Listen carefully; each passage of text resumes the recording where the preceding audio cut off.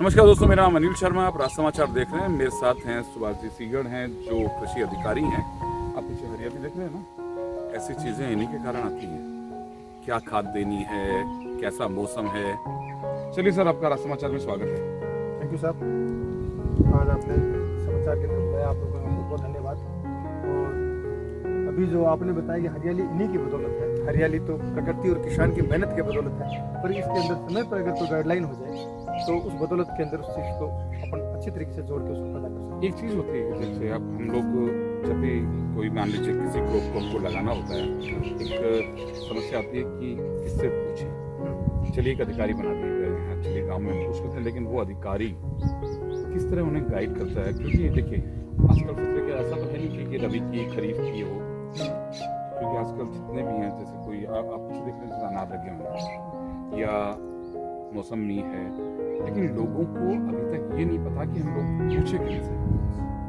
ये बात बिल्कुल सही है कि आपको आजकल सभी किसानों को ज़रूरत है। जैसे अभी लाल चंद जी ने अपना एक नया तरीका खेती को दूसरे तरीके से मोल्ड करने की कोशिश की, परंपरागत खेती से अलग हटे हैं। जैसे इन्होंने बागवानी अभी अनार है, उधर नींबू लगा रखा है, इन्होंने थाई एप्पल की है, इधर मौसमी का बाग लगा रखा है। और यहाँ इस गांव दाइलों के पास के अंदर तो मोस्टली लोगों ने करीबन 30 एकड़ के अंदर बागवानी कर रखी है और जैविक खेती का प्रोडक्शन यहाँ सबसे ज़्यादा होता है। तो इन लोगों को पूछने के लिए तो कृषि पर्यवेक्षक या सहायक कृषि अधिकारी या फिर अपने सर मैं केवल एक घायलों की बात किया, लालचंद जी की खेत की बात नहीं कर रहा। मैं ये पूछ रहा हूँ कि जैसे कि काफ़ी जगह है जिनके पास पानी भी है, कईयों के पास पानी भी नहीं है, क्योंकि बिना पानी के भी जो फसलें होती हैं या बिना पानी के जो कम पानी में पेड़ लगते हैं। लेकिन सर केवल एक घायलों की बात में चले हम लोग यहाँ आ गए जो उन्होंने जैविक खेती कर रखी है, लेकिन और लोग जो सुन रहे हैं उनके पास, कईयों के पास आप देख लीजिए कि ये जगह ही नहीं है कि हम पूछे क्यों। नहीं, हर आजकल कृषि विभाग के अंदर मोस्टली गांवों के अंदर कृषि पर्यवेक्षक की पोस्ट है वो भरी हुई है। अभी पिछले दिनों 800 850 पोस्टों लिए, उससे पहले 1850 पोस्टें ली और अभी 800-900 पोस्टों का रिक्रूटमेंट दोबारा होने जा रहा है। तो कृषि विभाग की मोस्टली हर गाँवों के अंदर पोस्टें फिल है, और अगर नहीं है तो नजदीक सहायक कृषि अधिकारी कार्यालय में, नवलगढ़ के किसान नवलगढ़ के अंदर सहायक कृषि अधिकारी कार्यालय के अंदर, झुंझुनू या जिला हेडक्वार्टर पे तो कृषि अधिकारी बैठता है, उससे हर लोग संपर्क करके उस चीज़ के बारे में पूछ सकते हैं। चलिए मैंने मान ली कि आपने हमसे उनसे पूछ लिया कि हम लोग क्रॉप क्या लेते हैं। बाद में क्या होता है कि हमने लगा ली, उसके बाद पता लगता है जो पत्ते हैं वो ग्रीन से है ना येलो कलर में चले गए, और बाद में पता लगा कि कुछ दिन बाद पेड़ है ना जो लगाया वो हमारी मेहनत बेकार चली गई। उसके लिए क्या करना चाहिए आपने बहुत ही अच्छा सवाल पूछा है। ये मैं भी चाहता हूँ कि सभी किसान इस चीज़ को सुने कि देखो हमारी एक सोच बनी हुई कि हमने पौधा लाया और उसको उतना ही गड्ढा खोदते हैं जितना उसको जरूरत होती है, उतना गड्ढा खोदा और उस पौधे को स्टेब्लिश कर लिया। अपन अपने बच्चों के लिए 3 पीढ़ी का प्रावधान करते हैं, तो कम से कम इस पौधे के लिए तो अपन ने एक दिन का ही नहीं किया।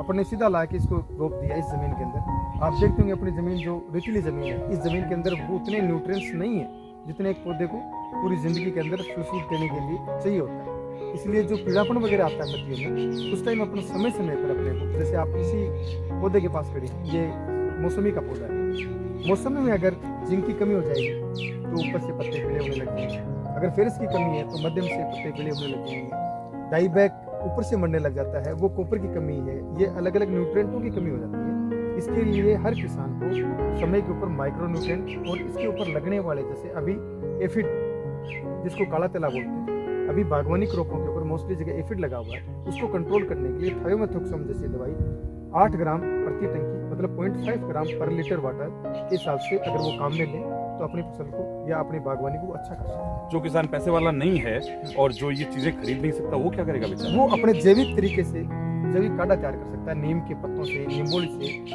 इसे अपने अरनी जो होती है इसके द्वारा लहसुन प्याज वगैरह सबको गला चढ़ा के उनका पेस्टिसाइड तैयार करके अपने पौधों के ऊपर डाल सकता है।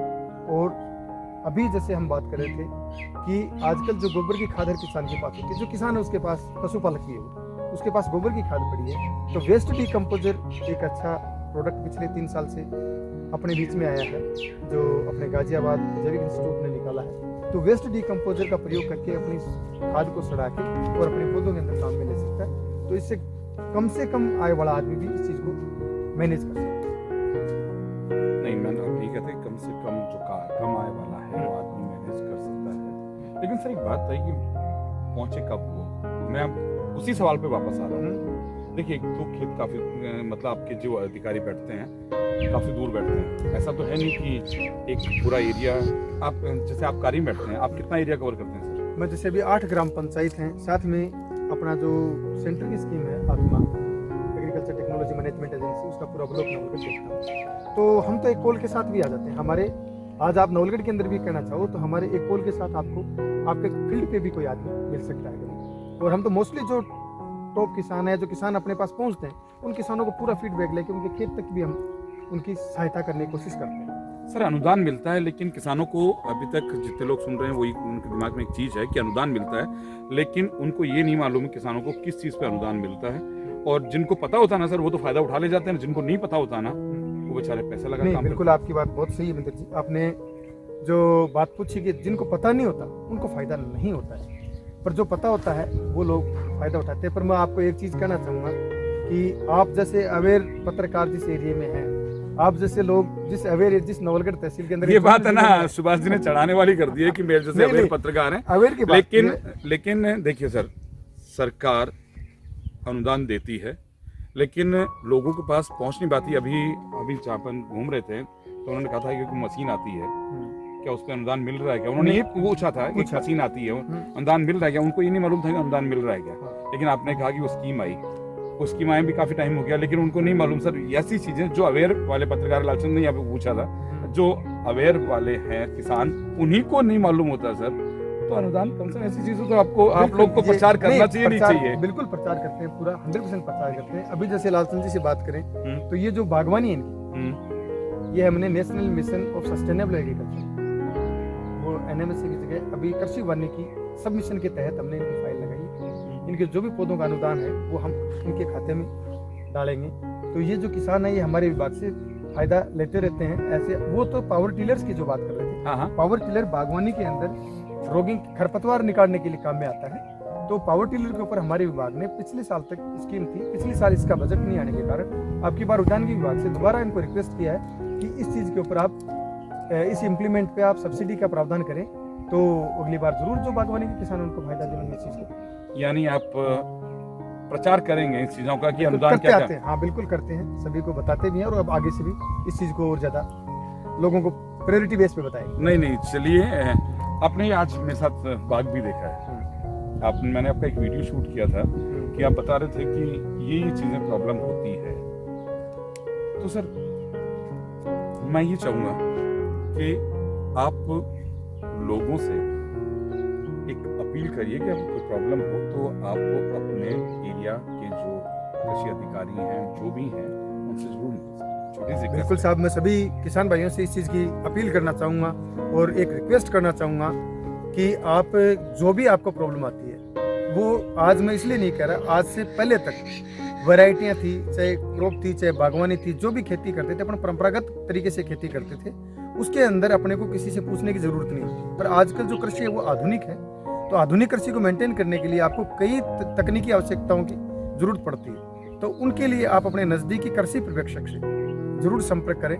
और मोस्टली आपकी नवलगढ़ और झुंझुनू जिले के अंदर तो या तो उस गांव के ग्राम पंचायत में या नज़दीक की ग्राम पंचायत के अंदर कृषि पर्यवेक्षक कार्यालय है, तो आप वहां जाके बिल्कुल कृषि पर्यवेक्षक से समय समय पर राय लेते रहिए। और मैंने आज सुभाष जी को इसलिए पकड़ा है क्योंकि मैं कई दिन सोच रहा था कि आप खबरें खूब देखते हैं, एंटरटेनमेंट की खबरें खूब आती हैं, पॉलिटिकली खूब खबरें आती हैं, लेकिन जो लोग कृषि से जुड़े हैं वो अपनी क्वेरी कहाँ से करें। इसलिए हम लोग तो लालचंद जी के खेत में आ गए, भाई देखना था मुझे कि बाग कैसा लगा है।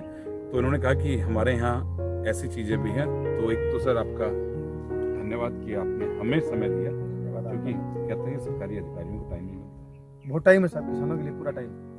चलिए, इन्होंने कहा किसानों के लिए पूरा टाइम है, तो हम आपसे आशा करते हैं कि आगे भी कोई हमें जानकारी चाहिए तो आप हमें जरूर देंगे। बिल्कुल, आप मौका दें। नमस्कार।